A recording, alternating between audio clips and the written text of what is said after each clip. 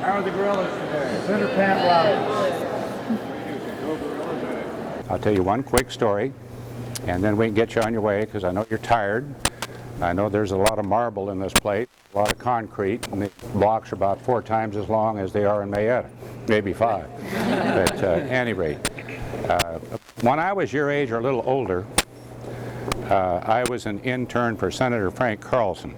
Now, not many of you know who he was, but if you go Highway 81 north to Concordia, that highway is named after him.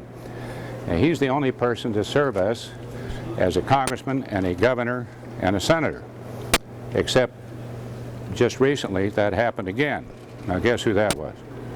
Sam Brownback. At any rate, I was an intern, and one of the things they had me do was give tours of the Capitol to people like yourself, and usually smaller tours.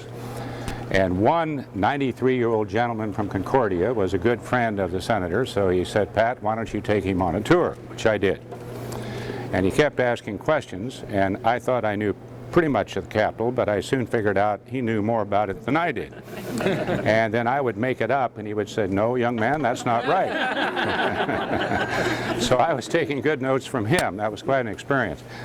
We got out on the Senate side of the complex over here on the Senate steps. I don't know if you've been on the Senate steps or House steps or whatever, but at any rate, we got out there and he looked up, and it was about this time in the afternoon, and it wasn't as hot, and the sun was setting, and he looked up, and all of a sudden tears got in his eyes, and I thought, my gosh, is he all right? You know, 93 years old.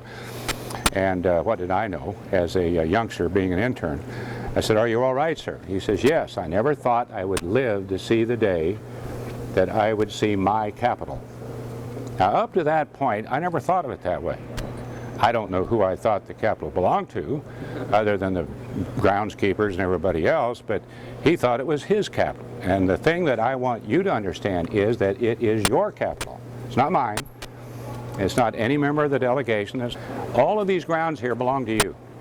The Supreme Court, the Capitol, all of this is yours. So I would encourage you, be a partner in government, will you please? I need your help. I need your suggestions. We're going through a very difficult time, and it really affects you because it's your future and that of your kids because of the financial situation that we're into right now, which is very chaotic. It's very difficult, very tough. We're $14.3 trillion in debt, and nobody even knows how to add up the zeros on that. And that's a very bad situation. So we're in a situation where we can't do everything that we'd like to do. But for your future, I want to make sure that this country behaves itself in regards to quit spending money we don't have, quit over-regulating, and make sure you have the individual freedom to climb that ladder of success as far and as fast as you want, but nobody is going to stand in your way, government or anybody else. And so you help me defend freedom, you help me be a partner in government, and that's my promise to you with the privilege I have of being your U.S. Senator.